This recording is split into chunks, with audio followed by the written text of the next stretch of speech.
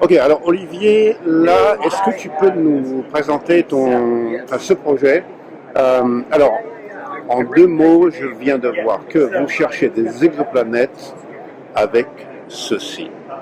Est-ce que tu peux nous en dire un peu plus? Exactement. Donc en fait, nous cherchons des exoplanètes avec de simples appareils photo numériques couleur, des lentilles du commerce. Et ça peut surprendre qu'on puisse trouver des exoplanètes avec des appareils photo numériques classiques. La technique qu'on utilise, c'est la technique des transits. On attend en fait que la planète passe devant l'étoile, ce qui rend l'étoile un petit peu plus faible. Et pour trouver des planètes avec cette technique, il faut regarder beaucoup d'étoiles. Et donc ce type d'appareil photo avec des lentilles grand champ est très adapté.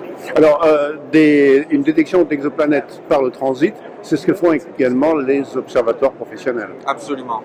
Et on peut, avec cet équipement-là, donc là je vois on a juste deux appareils photo, un petit peu d'électronique, on a une monture équatoriale, et ça suffit pour détecter un transit d'une exoplanète autour d'une étoile qui sont des objets qui sont vraiment très éloignés. Absolument. Donc la clé en fait c'est de pouvoir mesurer une baisse de luminosité de l'étoile de l'ordre d'1%. 1%, ça va être en fait la baisse de luminosité d'une étoile quand une planète du type Jupiter passe devant. Et on arrive à mesurer 1% de baisse de luminosité avec ces appareils photo.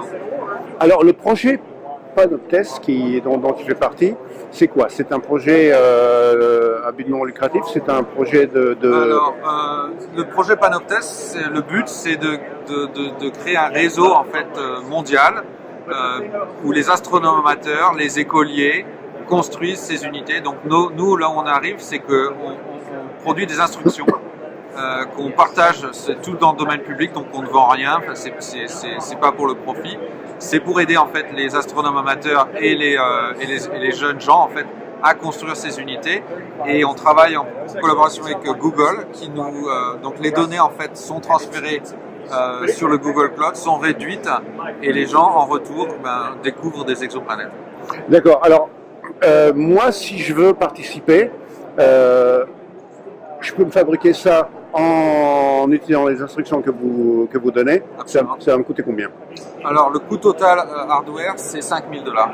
5 000 $, d'accord, 5 000 $. Et je peux avoir un observatoire complètement autonome qui va participer à un projet scientifique de découverte d'exoplanètes. Absolument, absolument. Donc le coût total c'est 5 000 $.